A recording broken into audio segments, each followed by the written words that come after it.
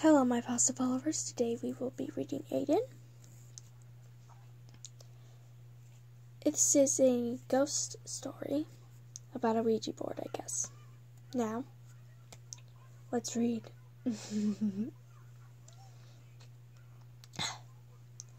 This all happened in late August 2008. My older cousins, who are both 18 years of age now, Angel and AJ, were all playing with one of those Ouija boards with me.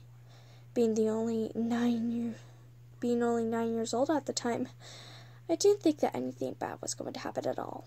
And of course, being 14-year-old teenagers, you always want to have fun and do anything that's out of the ordinary before you grow older.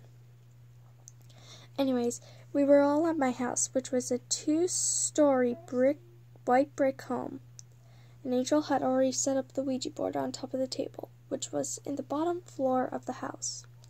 As him and AJ were setting things up downstairs, I was upstairs watching horror movies like I always did. But the movie, just as the movie was about to reach the turning point, my cousins had called me downstairs. At first I had no idea what they were planning on doing, and my curiosity got the best of me. So I quickly made my way out of my older brother's room. "Hey Alice, get down here. We have a surprise for you," AJ shouted as I stumbled down the staircase. I held onto the railings carefully, walked down the stairs. As I finally reached the floor, Angel took my hand and grabbed a chair and joined him and AJ. "What are you guys doing?" I asked quickly. Angel and AJ looked at each other and giggled. I immediately thought they were going to pull a fast one on me, so I just stood there watching them laugh uncontrollably. I said, "What are you two doing?" My anger began to pour over me as they continued laughing. Finally, Angel inhaled a great amount of air and replied by saying, "You know how you like paranormal stuff." My fury melted away was soon replaced by excitement. "Yes!" I shouted out happily. Then AJ stood next to Angel and said, "Well, would you be interested in joining us in our little chat with the undead?" He added air quotes. As he said that, I couldn't exactly speak, for I was really shocked, so instead I gave a little nod of the head and sat down at the table. Then I noticed a board with various letters and numbers and a text that said goodbye on the bottom part of the board, with the words yes and no at the top corners of it. Angel and AJ then sat around the table. I noticed a triangular-shaped object in the middle of the board. I looked confusedly at Angel, then to AJ. "What's that?" I said, indicating to the object. They ignored my question and simply told me to place my fingers on it. Just as I was about to ask what I had to do, AJ said in a loud voice, "Who are you?" A few moments passed, and AJ repeated his question in a more booming voice. Seconds passed, then minutes. I was growing annoyed until the triangular object began to move by itself. I panicked a bit, but then slowly calmed down. It slowly moved to the letter A, and then to I. About a minute later, Angel had written down the letters. "I guess this goes he. His name's Aiden," Angel said, holding up a piece of paper that legibly said Aiden, all in caps. AJ then asked another question. "How old are you?" Once again, the object began to move slowly towards the numbers this time. It was placed on the 1 and the 5. "Are you 15 years old, Aiden?" By now I was starting to get scared. A chill went up my spine as the triangular began moving again. It carefully landed on yes. Things started to escalate from that point. Aiden had hung himself due to an amount of depression he was going through. Apparently he had died in 2000, a few years before my family moved here. When Angel told the spirit to show himself, A glass vase was behind AJ, fell off the dresser, and shattered into a million pieces. AJ flipped out and yelled at Angel. My two cousins began telling each other off in front of me. As I watched them two argue with each other, I was going to tell them to stop, but I saw a huge shadow from the corner of my eye. I turned around quickly, only to see that there was nothing but the front door. I looked back at my cousins, who silenced completely. They were both staring above me. Normally, a person would be too scared to look behind them. I, however, looked back and saw a large mass of darkness hovering behind me. I screamed in terror as the mass began to progress its way towards me. A lightning bolt of intense cold struck me, and I sat there, shivering uncontrollably.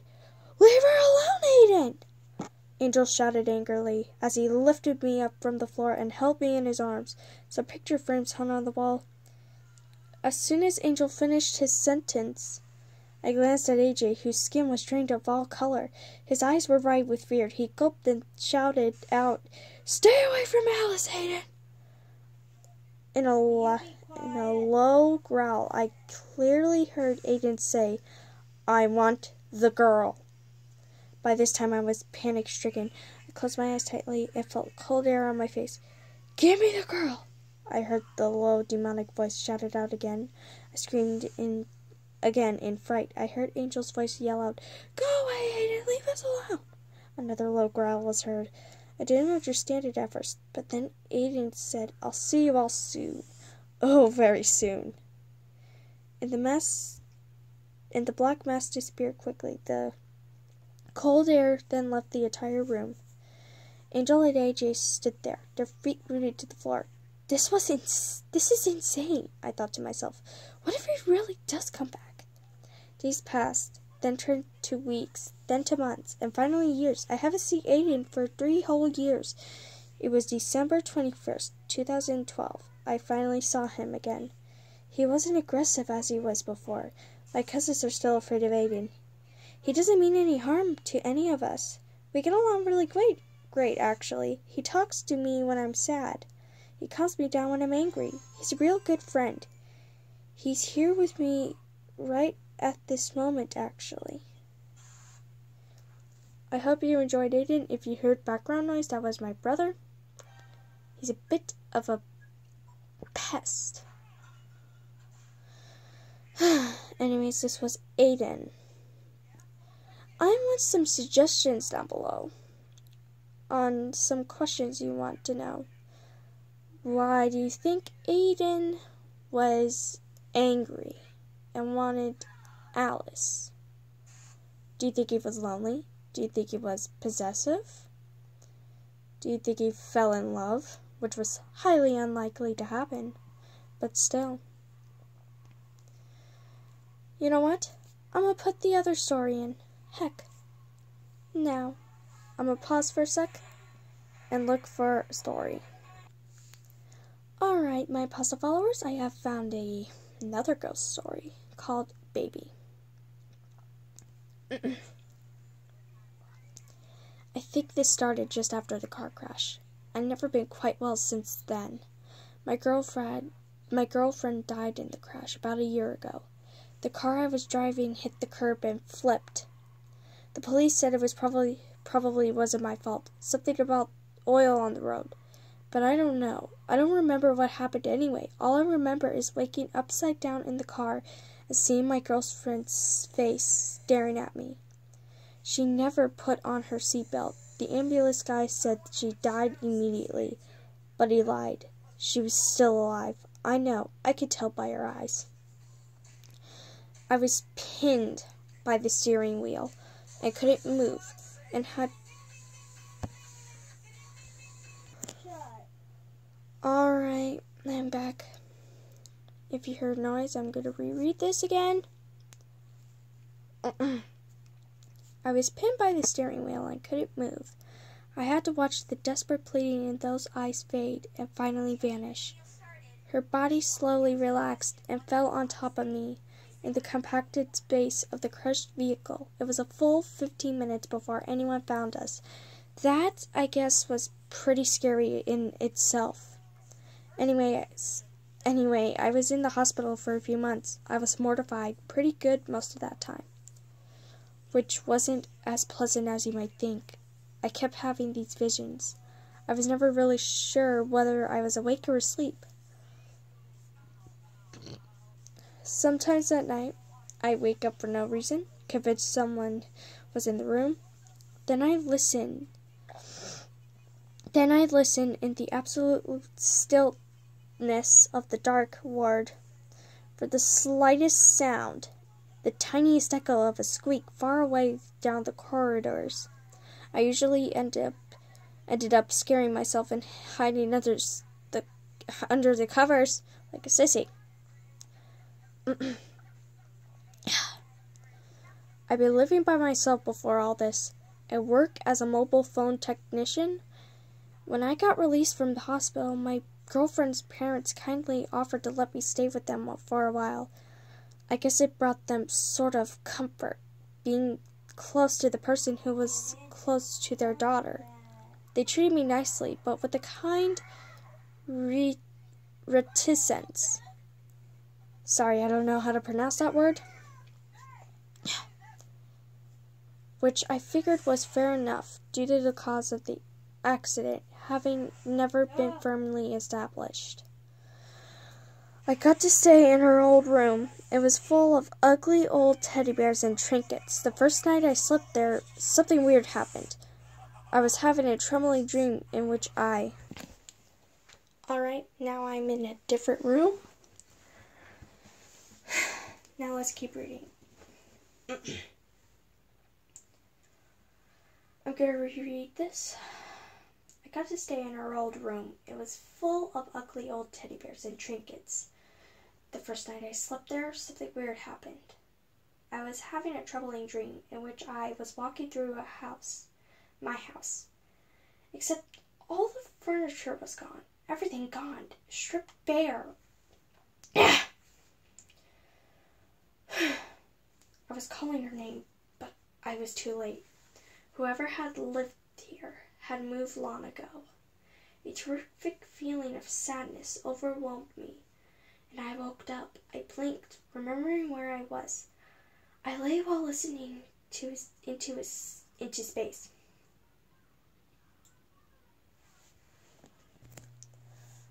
Sorry, had to relocate again. I'm back in the original spot. Hopefully my brother would shut up. But I digress. Anyways, gotta reread this real quick. I blinked, remembering where I was. I lay a while listening into space. Somewhere in the distance, a baby was crying. I rolled over to check the time on my mobile phone. It was 2 a.m. Disinterestedly, I noticed there was a message waiting on the phone for me. When I checked the message, it was blank. The sender's name was B, just B, and nothing else. There was no callback number, despite the innocuousness of it all.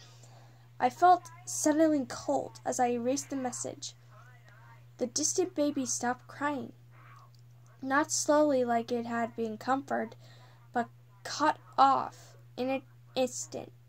Leaving the night painfully quiet in the shadows of the wardrobe, something shifted. I pulled the covers over my head.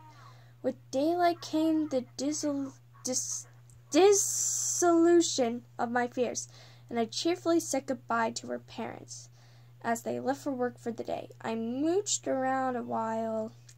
They decided to do some weight exercises as part of my recovery. I did some good leg work, thinking all while how stupid I was to be scared so easily. When it amounted to primitive instincts, a basic fear of the dark, I paused to rest for a while, lying back on the weight bench. And that's when I received another message. It was the same thing, blank, but this time the sender's name was Ba. This annoyed the hell out of me. It was obvious that someone was playing some kind of sick joke, since the next message would undoubtedly be from Bab, and then Baby, which was the pet name my girlfriend and I used for each other. Not an imaginative pet name, I know. But then, hey. I frowned, staring at my phone. I knew what I was going to do. I'd get this bastard, whoever it was. Like I said, I worked in the mobile phone industry. I made a few calls soon. I had the equipment. I need to track and trace any outside contacts coming through into my phone. The legality was dubious, but I didn't give a shit. That night, I stayed up late, excited by the prospect of hunting down the perpetrator. It was a nice clear night and very still. I loaded up all my equipment into my girlfriend's parents' car, which I had explained to them I needed to borrow for a special phone company investigation. They were apprehensive because it was the first time that I would have driven since the accident, but I was persistent. Then I made up a little pot of coffee, played some video games, and waited. It came in at 1 a.m. My phone started blinking and beeping, and I grabbed it reflexively, knocking it off the counter. When I checked the message, it didn't say Bob like I expected, but it was just garbled numbers and letters. No matter. I ran to the car, drove to the highway, activated the track and trace.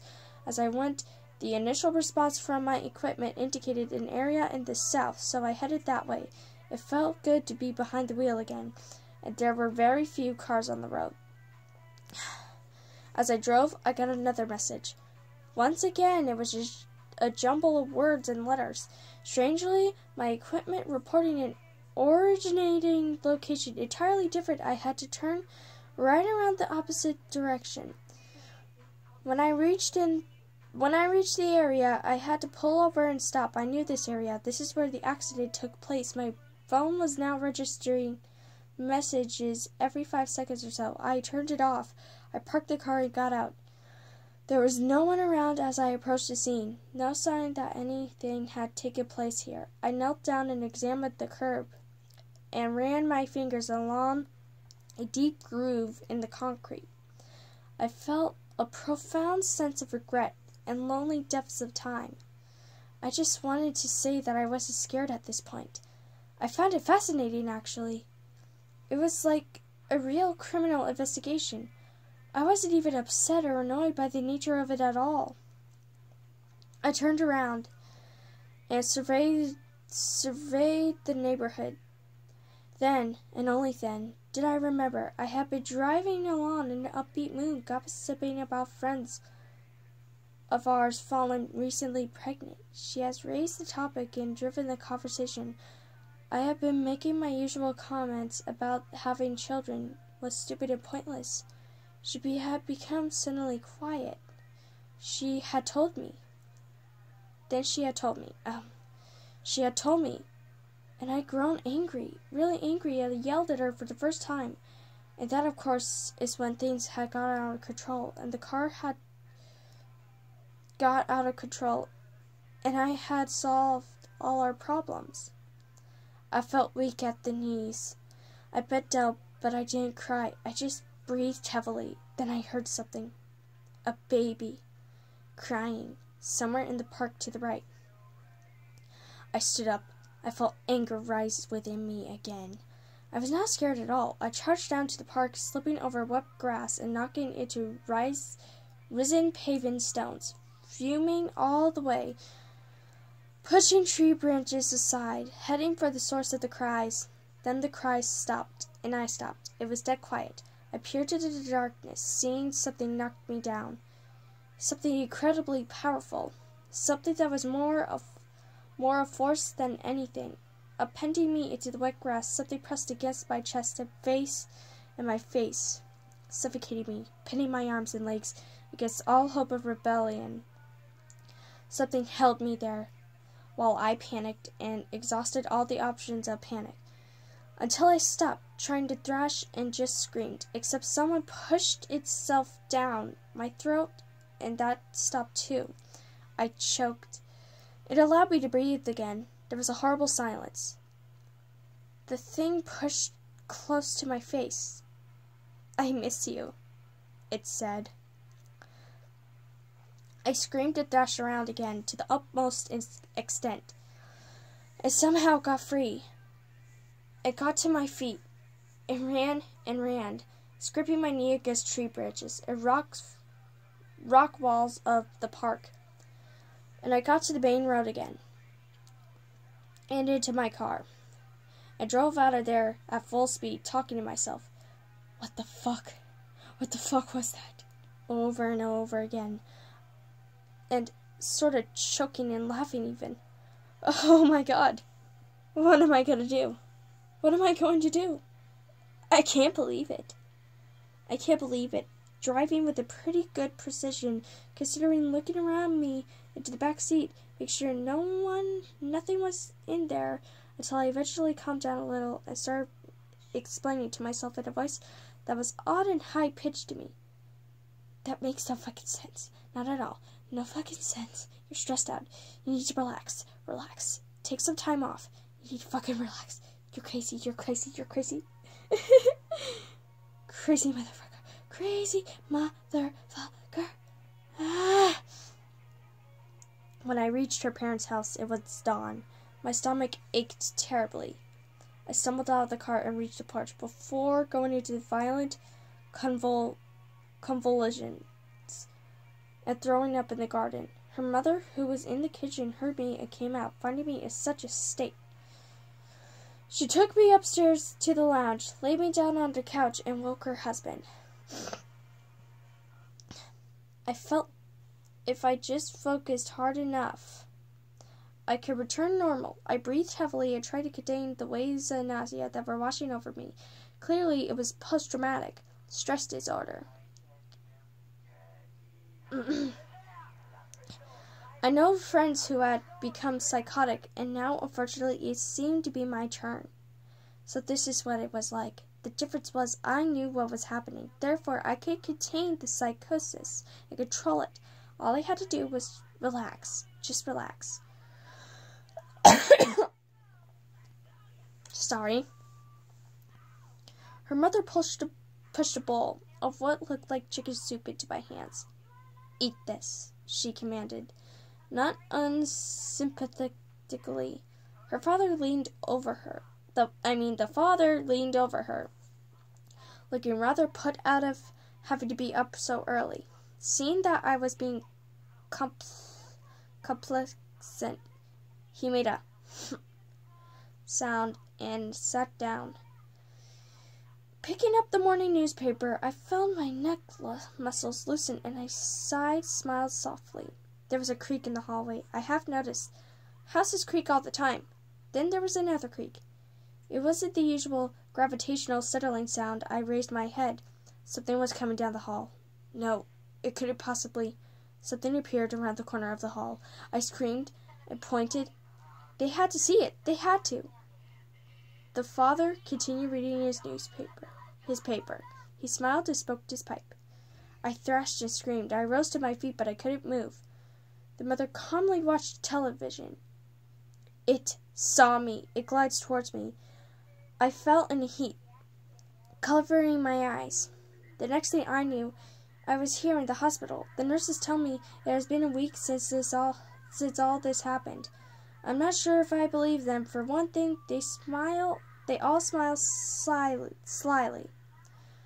But they tell me anything. Plus, I think they are drugging me surreptitiously. I feel so woozy all the time. I hate this place. It is so barren and lifeless. But to be honest, I like the fact that there are bars on the windows. Sometimes I wake up at night. It is always very quiet and there's no one around. I often hear babies crying in the distance. A couple of times I hear tapping on the windows. But I took some more pills, so it doesn't matter. The only thing I don't like is that there is no lock on the wardrobe. Please get me a lock on the wardrobe. I don't like what's in there, so please do something about it. Please close it off. Please help me. that was Baby. I'm sorry about background noise. That was my brother. I'm sorry for mispronouncing words. You can correct me on them. I don't care. As long as there's no hate comments, because I can't deal with the freaking hate comments. It's not that I'm sad or mad about them. I just don't have time to read through all the hate comments. Good comments, I'll take time to read. Hate comments, I'm just going to ignore. I'm not even going to read them. I'm just going to, another hate comment, pass, and read the good comments. But anyways, that was Baby and Aiden. Second and third day of Oktoberfest. Well, Halloween Fest, I like to call it. Goodbye, my pasta followers. See you next time on October 4th.